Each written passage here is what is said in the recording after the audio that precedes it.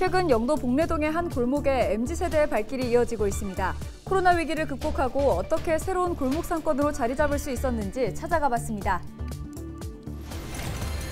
초량천 일대에 설치됐던 초량살림숲이 부산 현대미술관으로 이전됐습니다. 작품이 설치됐던 부지는 현재 비어있는데 부지 활용이 숙제로 남았습니다. 특정 지역의 사회 경제적 부족 정도를 수치로 나타내는 박탈지수. 부산은 지난 2005년 이후 이 지수가 악화되는 것으로 조사됐습니다. 미세먼지 계절관리제가 실제 효과로 이어지고 있습니다. 지난해 12월부터 4개월간 미세먼지 농도는 최근 5년 같은 기간 평균보다 낮은 것으로 나타났습니다.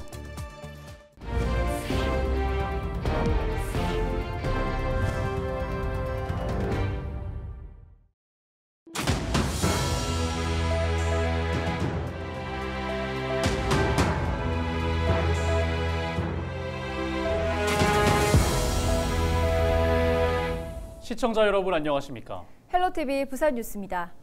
지난 2020년 문화체육관광부 공모사업으로 초량천 일대 많은 예술작품들이 설치됐습니다. 대부분 시민들의 많은 사랑을 받고 있지만 유독 한 작품만 논란에 휩싸였는데요. 결국 해당 작품은 이전됐습니다. 보도에 김한식 기자입니다.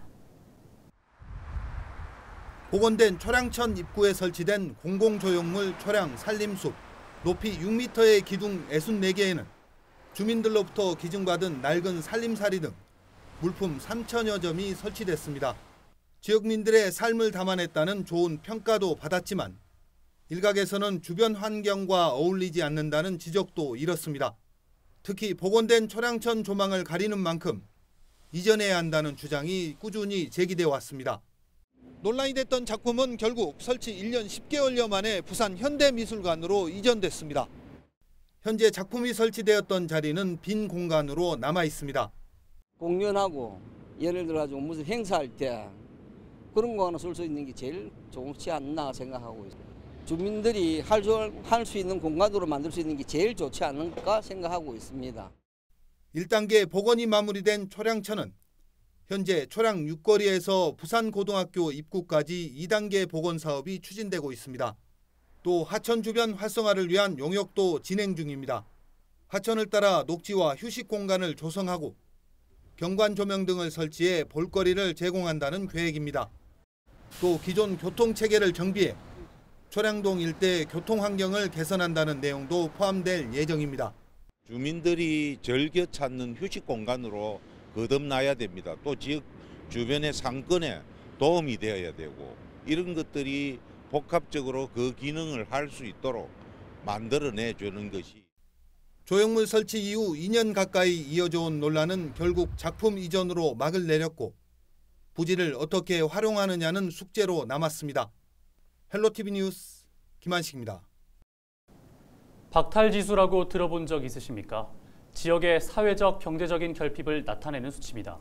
쉽게 말해 지역 주민들이 차나 집을 가지고 있는지, 또 집의 상태나 학력, 직업 등의 수준 등 어떤지를 종합적으로 분석해 다른 지역보다 부족한 정도를 측정한 것인데요. 박탈지수가 높을수록 결핍도 크다는 뜻입니다. 부산의 박탈지수, 또 우리 지역의 박탈지수는 어떨까요? 안수민 기자가 보도합니다. 부산의 박탈지수는 마이너스 1.2입니다. 전국 평균을 0으로 두고 음액값이면 평균보다는 상황이 좋다라는 뜻, 양액값이면 박탈 정도가 심하다는 뜻입니다. 부산은 17개 시도 중 박탈지수가 6번째로 높은데 평균보다는 양호하지만 다른 시도와 비교해 박탈 정도가 큰 편에 속합니다. 전국에서 박탈지수가 가장 낮은 지역은 세종으로 마이너스 9.3이고 전남이 1.8로 가장 높았습니다. 부산의 박탈지수는 2005년 전국에서 9번째, 2010년과 15년 8번째, 2020년 6번째로 순위를 높이며 다른 시도와 비교해 악화되는 양상을 보였습니다. 박탈지수를 산출하는 지표는 10가지입니다. 집과 차의 소유 여부, 주거 환경의 열악한 정도, 직업 수준을 비롯해 노인 인구 비율과 독거 가구 비율, 이혼과 사별 비율, 아파트 비율 등이 포함됩니다.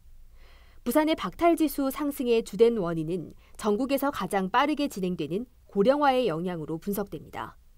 여기에 더해 구군의 상황에서도 박탈지수가 높아지는 이유를 알 수 있습니다. 중구와 동구, 영도구, 서구 등 원도심 지역을 비롯해 부산 진구와 사상구, 수영구, 금정구까지 부산 구군 절반의 박탈 지수가 전국 평균보다 높습니다. 전국 평균보다 박탈 지수가 높은 부산의 지자체 수는 2010년 4곳에서 2015년 5곳, 2020년 8곳까지 늘었고 특히 중구와 동구, 영도구, 서구는 2005년부터 매 조사 때마다 포함됐습니다. 지역 간의 격차도 눈에 띕니다. 2020년 부산에서 박탈 지수가 가장 높은 지자체는 중구로 12.2입니다. 전국 250개 지자체 중에서도 네 번째로 수치가 높습니다. 사회적 경제적인 결핍이 그만큼 크다는 뜻입니다. 반면 강서구는 2005년 6.7이었던 박탈 지수가 2020년 마이너스 10.6까지 떨어져 부산에서 결핍이 가장 적은 지역으로 탈바꿈했고 중구와의 격차는 22.8만큼 벌어졌습니다. 강서구의 경우 아파트 입주가 늘어나고 신혼부부 가정이 유입되면서 박탈 지수가 낮아진 것으로 분석됩니다. 반면 중구 등 원도심은 교육 수준과 노인 인구 비율, 아파트 가구 비율, 독거 가구 비율, 집과 차 소유, 이혼 사별 비율 등 대부분의 지표가 부정적인 영향을 미치며 박탈 지수를 높였습니다. 부산의 고령화와 인구 유출에 따른 원도심 쇠퇴, 지역 격차 문제가 박탈 지수로도 여실히 드러나고 있습니다. 헬로티비 뉴스 안수민입니다. 미세먼지 계절관리제 시행으로 초미세먼지 농도가 감소한 것으로 나타났습니다. 부산시는 제4차 미세먼지 계절관리제 시행 기간인 지난해 12월부터 올해 3월 말까지 초미세먼지 평균 농도가 1세제곱미터당 21 마이크로그램으로 나타나 최근 5년 같은 기간 평균 농도인 24 마이크로그램보다 13% 개선됐다고 밝혔습니다. 시는 올해 초미세먼지에 영향을 미치는 강수 일수가 10% 감소하고 황사 관측 일수가 75% 증가했지만 개선 효과가 나타났다며 강화된 저감 대책의 영향으로 분석했습니다. 특히 배출가스 5등급 차량 운행 제한 조치를 처음으로 시행하고 선박 저속 운항 프로그램 운영, 대기 배출 사업장 점검 강화 등의 정책에서 효과가 나타난 것으로 파악됐습니다. 부산시의회에서 난임 극복 지원조례 제정이 추진됩니다. 부산시의회 이종환 의원에 따르면 부산 지역 난임 진료 인원은 2017년 14,200여 명에서 2021년 15,900여 명으로 늘어나는 등 규모가 커지고 있지만 부산시 난임시술비 지원 예산은 저출산 극복 예산의 0.3%에 그치고 있습니다. 이 의원은 조례 제정을 통해 난임 부부 지원과 난임 원인, 현황에 대한 실태 조사를 할 수 있는 근거를 마련하겠다고 밝혔습니다. 이 의원은 저출산과 난임 현황을 파악하기 위한 현안 연구에 착수하고 난임 시술 시 지원 예산 확대 방안을 마련하기 위한 정책 간담회를 열 예정입니다. 일광읍민들이 일광읍의 지명이 일제시대에 기원했다는 주장을 한 언론에게 사과를 촉구하고 나섰습니다. 18일 오전 일광발전위원회와 주민자치위원회, 이장협의회는 항의 집회를 열고 일광이란 명칭은 기장의 옛 읍성이 있었던 고성의 진산 일광산에서 유래한 것이며 일제시대에 기원한 명칭이 아니라고 목소리를 높였습니다. 또 해당 주장은 일광읍 주민을 친일로 매도하는 명예훼손이라며 가짜뉴스를 철회하라고 지적했습니다. 주민들은 기장이 독립운동가 40여 명을 배출한 지역이고 1919년 3.1 만세운동 이후 4월까지 기장 곳곳에서 만세운동이 이어진 역사를 갖고 있는 만큼 일본과 연관시키지 말아달라고 호소했습니다. 18일 새벽 2시 30분쯤 번영로 부두로 방면으로 운행 중인 화물차에 실려있던 굴삭기 철궤도 5개가 도로에 떨어졌습니다. 출동한 경찰은 개당 무게 2톤의 철궤도를 치우기 위해 지게차를 동원해 오전 6시 30분경 작업을 완료했습니다. 이 사고로 번영로 부두 방면 일부 도로의 차량 통행이 통제됐습니다. 경찰은 운전자를 상대로 정확한 사고 경위를 조사하고 있습니다. 지난 16일 금정산에 약초를 캐러 갔다 실종된 70대 A씨가 결국 숨진 채 발견됐습니다. 지난 16일 오전 8시쯤 금정산에 오른 A씨는 같은 날 오후 3시경 산을 내려간다며 아들과 통화한 뒤 연락이 두절됐습니다. 아버지가 내려오지 않자 아들 B씨는 경찰에 신고했고 수색 중 다음 날인 17일 오후 3시 20분쯤 숨져 있는 A씨를 경찰 탐지견이 발견했습니다. 경찰은 정확한 사고 경위를 조사하고 있습니다.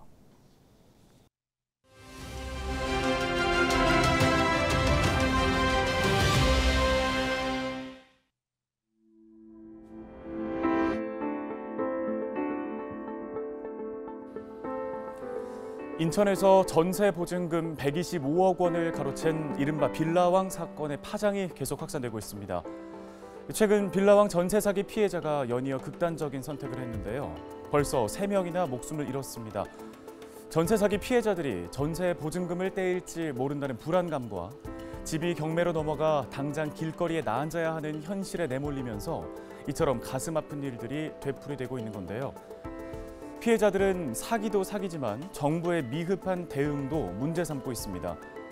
현재 정부는 전세보증금 반환보증보험에 가입하지 못한 피해자에게 최대 2억 4천만 원을 저금리로 빌려주거나 긴급거처를 제공한다고 밝혔습니다. 하지만 대부분의 피해자들은 자격 요건이 되질 않습니다.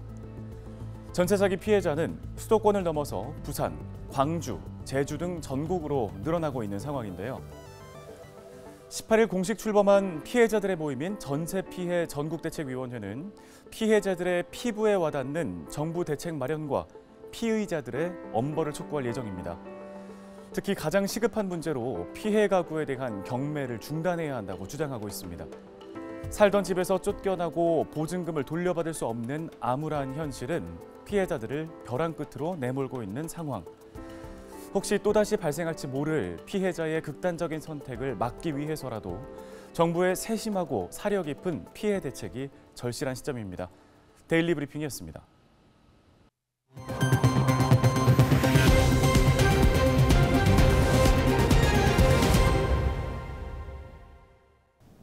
흔히들 부산의 골목 상권하면 전포동 카페거리나 빵으로 유명한 남천동을 생각합니다. 최근 MZ세대의 발길을 잡는 신흥골목으로 떠오르는 곳이 있습니다. 바로 영도 복례동입니다. 코로나 위기를 극복하고 어떻게 새로운 골목 상권이 자리 잡을 수 있었을까요? 장보영 기자가 취재했습니다. 영도 복례시장 옆 골목입니다. 카페와 음식점 등 청년들의 즐길 거리가 모여 있습니다. 조용했던 골목에 새로운 바람이 분 건 2년 전. 삼진어묵이 조성한 문화예술공간 아레아6가 들어서면서부터입니다. 지역색이 뚜렷한 브랜딩 업체가 모여 있어 청년들의 발길을 사로잡습니다. 이 향토 어묵 업체는 아레아6 이외에도 영도의 활력을 되찾기 위해 다양한 사업을 추진하고 있습니다.